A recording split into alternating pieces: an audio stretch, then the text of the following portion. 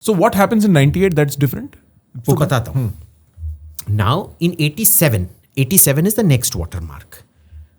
Rajiv Gandhi was trying. He knew Pakistan was very close to getting the nuclear device. He wanted to prevent that by all means, but India did not have the military or economic capacity to bomb Pakistan, especially when Pakistan was crucial to the American effort against the Soviets in Afghanistan at that time. Right. So what can he do? He can't bomb Pakistan. He can't invade Pakistan because he knows that will be crossing a red line with the Americans. They will destroy the Indian economy. He has compulsions at that time. Remember, India in the 80s is not India in 2025. We had very different compulsions in those days. So he found a sacrificial bakra, a sacrificial lamb called Manishankar Iyer. And he developed something called the Rajiv Gandhi peace plan, Rajiv Gandhi action plan, nuclear action plan, which was he made this absolutely bombastic speech. And when he's making that speech, you can see that, the little, whenever he was being sarcastic, you could see this lip used to go up slightly. Can we pull this up? I don't know if it's there on YouTube, but you can see the lip go up, which shows you he didn't mean a word of what he was saying. He was just making a maximalist argument, knowing that the entire world would reject it. And what he said was, all of us, India is willing to give up its nuclear weapons, which had already been tested 12, 13 years prior, if the world is willing to give up its nuclear weapons. Oh, so he was trying to play a gamble. Performative gamble. He knew it was going to get rejected. Yeah, of course. The only person who didn't know it was going to get rejected apparently was Manishankar Iyer, who actually thought it was very, very sincere and that is why Rajiv Gandhi chose Manishankar Iyer, because he knew this guy would actually believe. Okay. And Rajiv Gandhi then, in 2 weeks, the USSR rejects it, America rejects it, UK rejects it, France rejects it. I don't know if China formally rejected it or not, but everybody rejected it. So he then says, okay, now we can build our own nuclear bombs. Oh, right. So he got it like this. So the weaponization starts, we know exact date. It starts from within about 2 weeks to a month after Rajiv Gandhi delivers that speech. Interesting. And he delivered that speech so that he would have legal cover to start weaponizing. Got it. That is when the first Indian nuclear gravity bombs were built. That is why he started the entire, he invigorated all the Agni Prithvi programs to develop missiles to drop those bombs. Interesting. So what's so special about Pokhran? Nothing. But that's officially the date that the world recognizes India getting nukes, no? No. It's just that we hadn't announced our nuclear status, but we had become a nuclear weapons power in 87. Interesting. 87, we had already, by 88, 89, we probably already had about 15 to 20 nuclear bombs. As in bombs. Proper. The Mirage 2000s were hand modified. So if you read Air Marshal, I forget the Air Marshal's name, Sindhi Air Marshal, I forget his name now.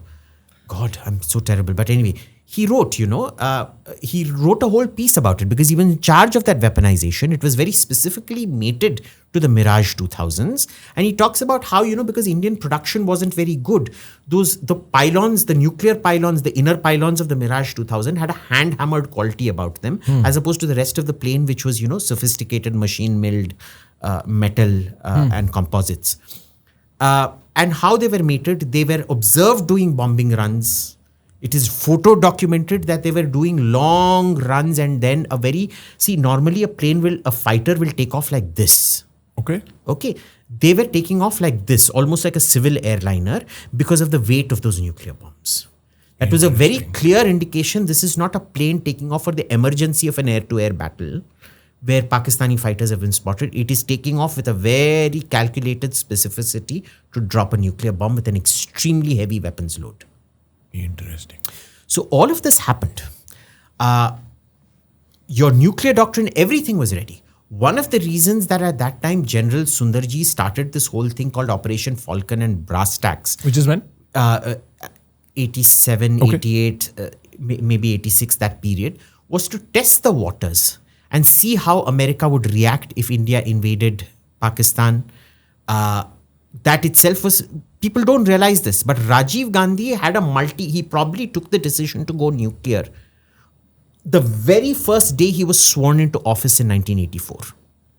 Interesting. He developed a very, very specific plan. General Sundarji was part of that plan. The whole introduction of mechanized infantry, which is infantry combat vehicles, which are lighter and smaller than tanks, less armored, was done for that. It was done in a very, very specific manner. Okay. So, despite what and Chidambaram is no man's fool.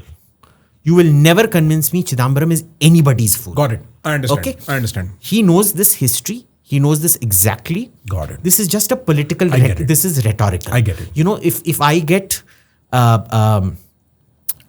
say we fall out tomorrow or day after. We can fall out right now, bro. No problem.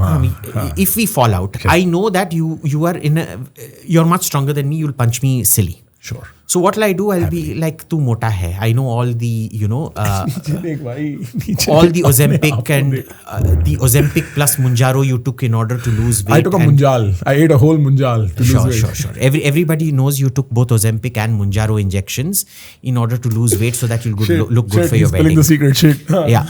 So, I'll spill all your secrets and I'll be really narky and bitchy about it. Sure, right. Okay. This is that. I get it. Okay? Main samajh gaya. Now, 98 was the culmination of what? Narasimha Rao was doing the logical next step, which was to test those weapons. Remember, the weapons that Rajiv Gandhi had ordered built in 87 had not been tested. And there were a range of weapons that Rajiv Gandhi had ordered to be built. One was tactical because at that time, Pakistan was way ahead of us. Remember, people don't realize this. Till about 1998, 99. Their GDP per capita was higher. Their GDP per capita was higher. They were richer. There's a very famous cartoon of two dogs meeting at the border, the India-Pakistan border. The Pakistani dog is fat and well-fed, and it says, I get whatever I want to eat, but I can't bark. The Indian dog is scrawny, its ribs are showing, and it says, I can bark as much as I want, but I don't get as much as I'd like to Interesting. eat. Can you pull this cartoon up? Two dogs cartoon, India and Pakistan. That is so interesting. Yeah, you're right. Like, we don't have that kind of historical context. We've forgotten that. Yes. We've forgotten the Or historical we're context. born after this, right? Right. Yeah. Now, Narasimha Rao went the next step. He said, we need to test these designs because Rajiv Gandhi had asked for these small tactical devices because the Pakistan military was ahead of us in those days, technologically. They had the F-16. None of these. It's an actual, I think Cartoon. it's an R.K. Lakshman cartoon. R.K. Lakshman cartoon. Cartoon search karo. They'll search it. You. Anyway, अगर आता है, just, overlay this. उसको हटा दे. ठीक है. So what happened was, he said, they could overrun us because they've got the F-16s and things like that. We need to have small tactical nuclear weapons that when their armored divisions come in, we bomb their armored divisions. And we need to have big city buster bombs. Got it. To bomb Lahore, Karachi and things like that. The entire range was developed by Rajiv Gandhi. Narasimha Rao was meant to test it. He very wisely, might I add, chose not to test it because of the economic reality of that time. But by 1998, we had stabilized enough, and there was both an ideological and a geopolitical need to test at that point. Because people don't realize that is when we came under intense pressure to sign the CTBT, NPT and all of that. India would have lost, had it signed. We knew we couldn't resist pressure to sign the test ban treaty. Right. So we had to test. It was our last chance to test before we then said, okay, we won't test anymore.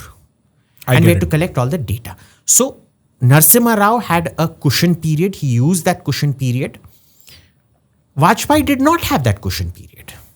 So he had to act urgently. He had to act at that point. Now it had to be justified differently.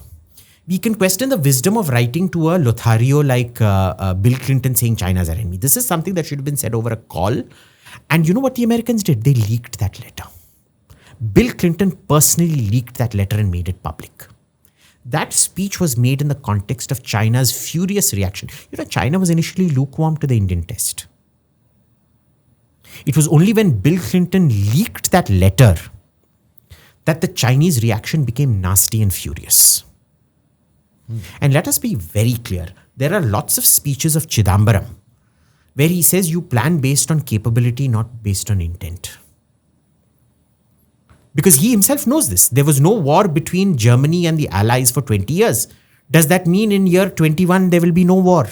No. The First World War started almost exactly 20 years after the Second World War started almost exactly 20 years after the First World War ended in 1919.